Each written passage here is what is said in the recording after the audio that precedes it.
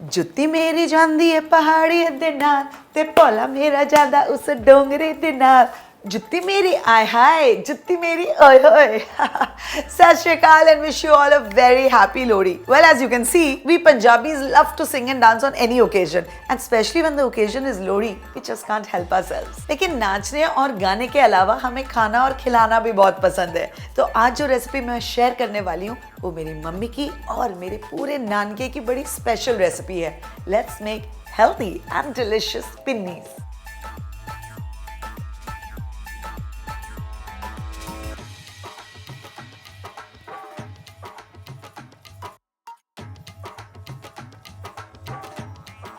मेरे नानकों की पिन्नी की सबसे स्पेशल बात यह है द एडिशन ऑफ चना दाल. नाउ आजकल कई लोग चना दाल अवॉइड करते हैं बिकॉज इसे जब यूज़ करते हैं इसमें एक प्रोसेस है वो मैं आपको दिखाऊंगी. इसे ग्राइंड करना होता है, थोड़ा सा फ्राई करना होता है इन घी. तो people find it a little time consuming, but I promise you कि सिर्फ यही पार्ट है जिसमें आपको थोड़ा सा एक्स्ट्रा वक्त लग सकता है. उसके बाद इट्स ऑल रियली सिंपल. तो चलिए बातें तो होंगी, अभी स्टार्ट करते हैं. ये सोक्ड चना दाल है, कम से कम 4 से 5 घंटे इसे सोक कर दीजिए.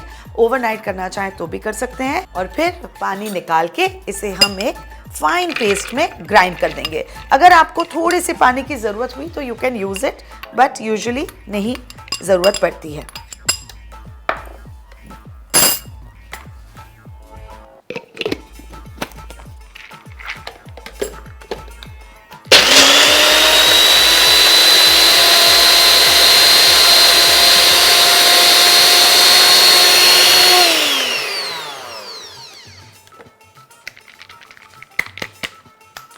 अब जब हम शूट करते हैं ना तो काफ़ी चीज़ें उनका टेक्सचर चेंज हो जाता है by the time we are ready to give the shot. अब जैसे ये इसमें काफ़ी गीलापन था बट अब थोड़ा सा ड्राई हो गया, तो मैं बस करीबन 1 टेबलस्पून पानी यूज़ करूँगी ताकि इसका अच्छे से फाइन पेस्ट बन जाए.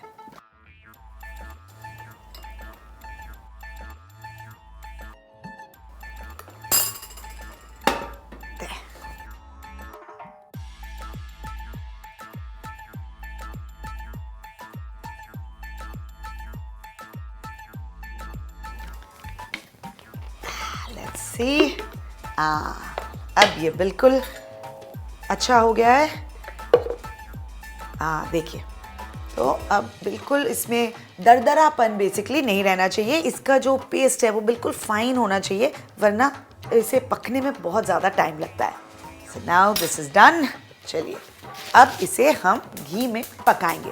तो एक्चुअली बताऊं कि इसका जो ट्रेडिशनल तरीका है उसमें इस पेस्ट के वड़े बनते हैं, पहले फ्राई होते हैं, फिर उसे तोड़ते हैं, फिर वापस से पकाते हैं. जब मैंने कल अपनी मासी से बात की, I just thought it was too long and complicated, so मैंने इसे बहुत इजी कर दिया है. अब डायरेक्टली ये घी में फ्राई होगा. Like I said, this is the only time consuming part, but trust me after that it's easy PG. तो अब यहाँ पे कढ़ाई गरम करेंगे और इसमें डालेंगे घी.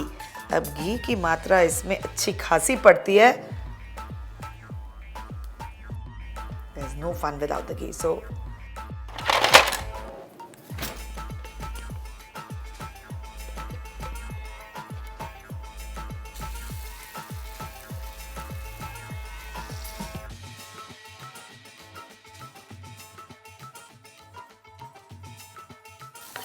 वाव, देखिए ये ऑलरेडी ब्राउन होना शुरू हो गए हैं. बट ट्रस्ट मी, सिर्फ ब्राउन होना is not the end result that we want. ये अच्छे से अंदर से पकने चाहिए एंड देन वो जो फाइनल क्रंच ये देता है ना हमारी पिन्नियों को, दैट्स अमेजिंग. तो कई लोग इस रेसिपी में गोंद भी डालते हैं फॉर दैट सेम क्रंच. उसे भी फ्राई करना होता है, ऐड करना होता है, बट समहाउ आई प्रेफर ये चने दाल वाली रेसिपी बिकॉज मेरी मम्मी वैसे ही बनाती थी.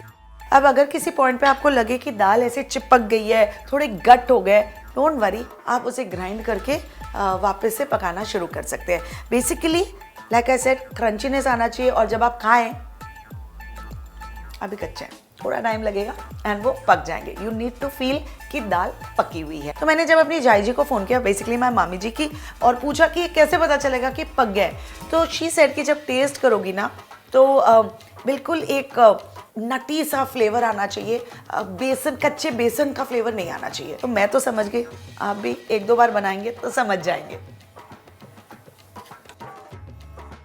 आहा हा हा, देखो कितना बढ़िया कलर आया है। अगर आपको इसके बीच में थोड़ा सा घी भी डालना हो तो feel free to do it. मैंने क्वांटिटीज दे दी हैं, बेसिकली वो सारी क्वांटिटी अंदर जानी चाहिए। How you want to do it, it's up to you. चलिए, अब यहाँ दाल तो मेरी पक गई है, इसे मैं साइड कर देती हूँ। अब दूजी वड्डी कढ़ाई लेके आने आप।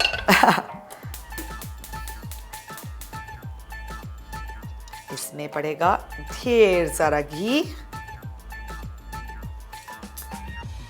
घी गरम हो जाए, अच्छे से मेल्ट हो जाए, नाइस। फिर इसके बाद इसमें हम डाल देंगे आटा।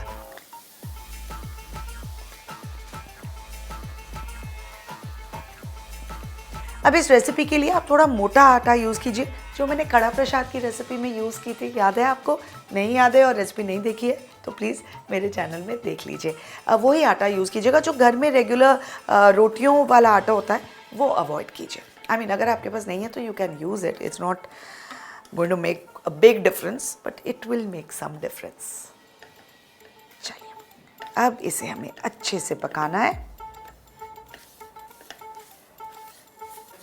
मैंने थोड़ा सा घी और डाल दिया है बिकॉज मुझे आटा ड्राई लग रहा था।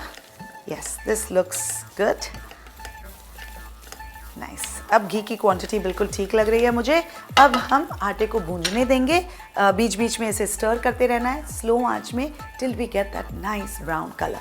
जब तक ये होता है I am going to get on with the nuts. अब नट्स को आप चॉप करके भी डाल सकते हैं, पर मेरी मम्मी ना इसे हल्का सा ग्राइंड कर देती थी बिकॉज शी वांटेड कि वो नटी फ्लेवर आटे के साथ मिक्स करके हर बाइट में आए, ना कि सिर्फ उस बाइट में where you get that little piece of nut। समझ आई गल? नहीं आई तो समझानी है।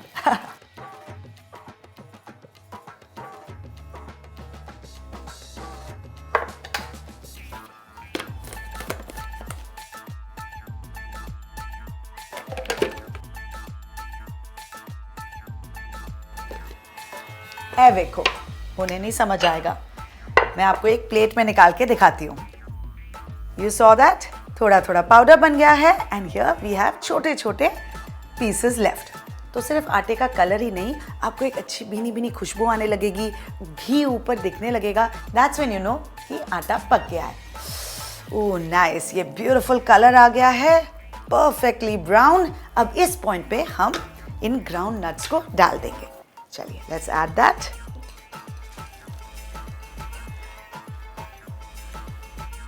अब कई लोग नट्स को रोस्ट करके अंदर डालते हैं, लेकिन हमारे यहाँ पे अंदर आटे के साथ ही हम इसे डालते हैं बिकॉज आटे की गर्मी से and this whole process manages to nicely toast them, so we really don't need to add that extra step. अब इसमें जाएगा सौंठ का पाउडर।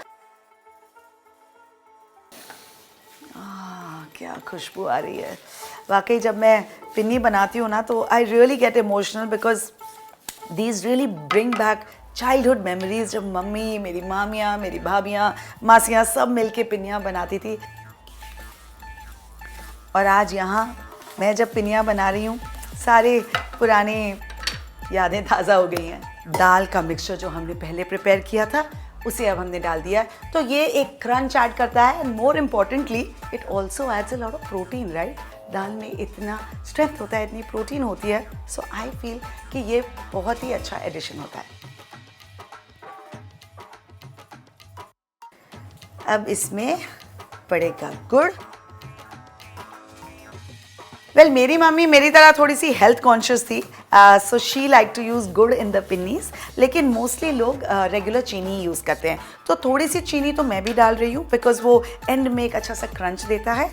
सो उसको पाउडर करना है, घर की जो रेगुलर चीनी है उसी को पाउडर करके हम इसमें यूज़ करेंगे। डोंट यूज़ द बेकिंग वाला पाउडर्ड शुगर।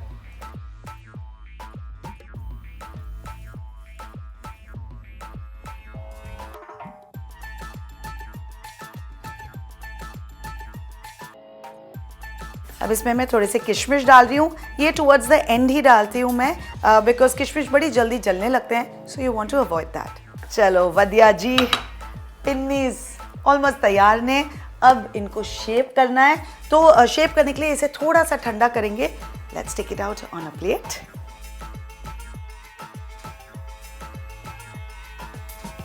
अब ये थोड़े से ठंडे हो गए हैं, इन्हें हम शेप करना शुरू करेंगे। तो शेप करने के लिए मेरे पास एक औजार है, मॉडर्न डे औजार, जो हमारी मम्मियाँ कभी नहीं यूज़ करती थी।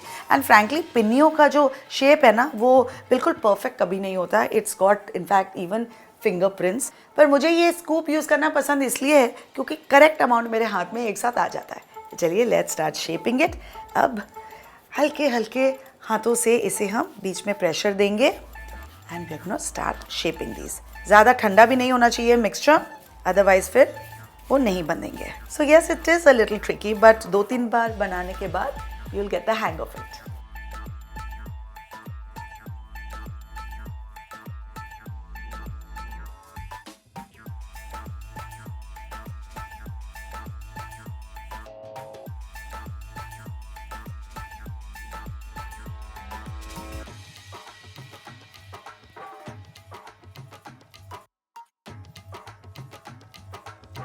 If you think about it, pinni बनाना आपको पेशेंस भी सिखाता है।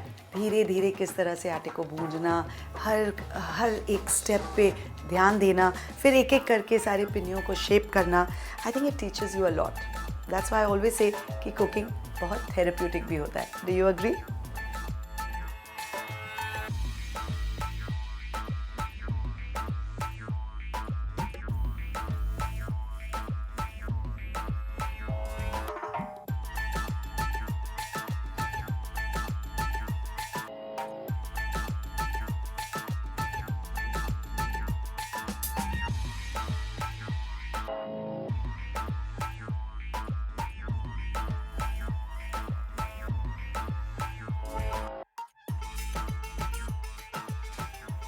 चलिए जी, मेरी तो पिन्नियाँ बनते सारी सफ़ा चट हो गई हैं।